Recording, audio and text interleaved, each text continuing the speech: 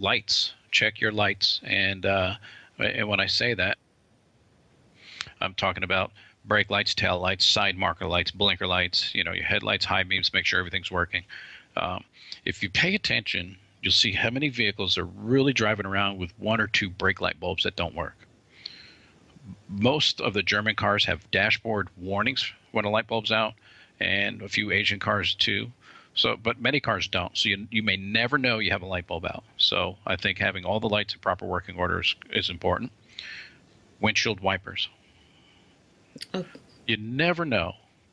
And here in Las Vegas, people go, it never rains. Well, that's not true. We get 4 inches of rain a year. It might not be much, but it is still rain. And there's nothing more dangerous than not having a clean windshield. So windshield wipers. And another thing that a lot of people neglect is your windshield washer system. You never know when you're going to be driving down the road and some dirt gets flung up on your window and just the wipers alone can't clean it. So having a properly working windshield washer system is important too. The manufacturers didn't put it on there just because they felt like it. I think it's an important safety feature of the car.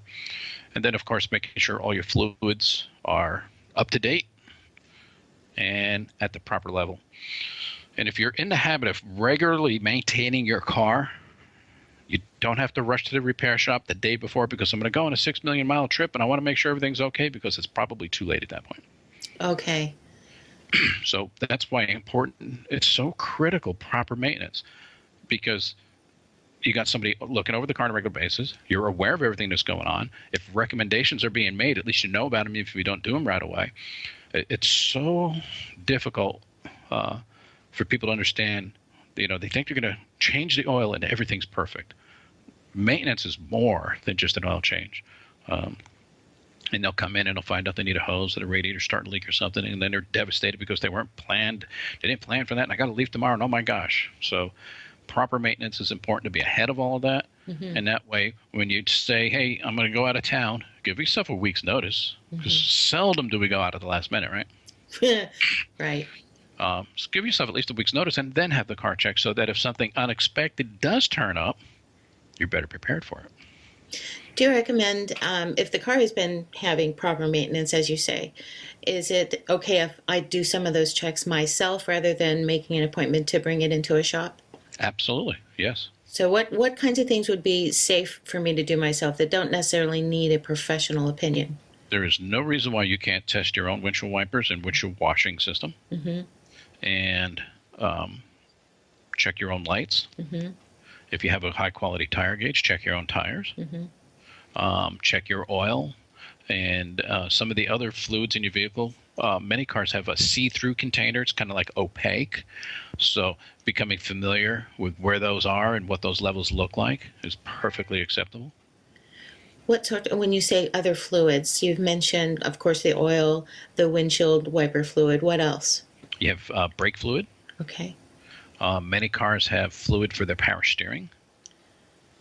And that's a little more challenging to check on some cars. And it might, some cars have it very easy to access that system, and some cars aren't. So you'll have to decide your own skill level if you want to do it yourself.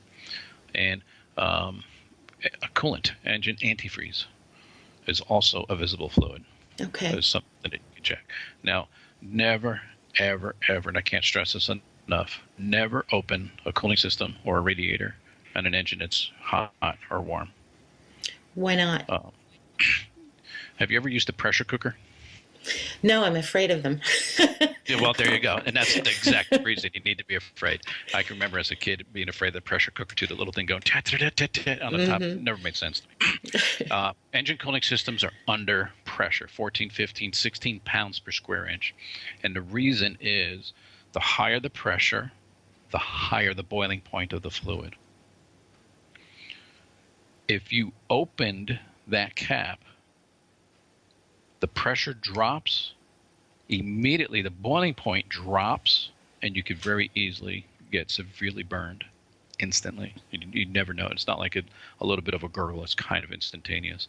Just like that pressure cooker on the stove being opened and all that pressure being released, and then there's food all over the place. So there'd be an explosion of extremely hot water. Yeah, not necessarily an explosion like flames and sparks and stuff. Well, a geyser. A geyser. Good word. Yeah.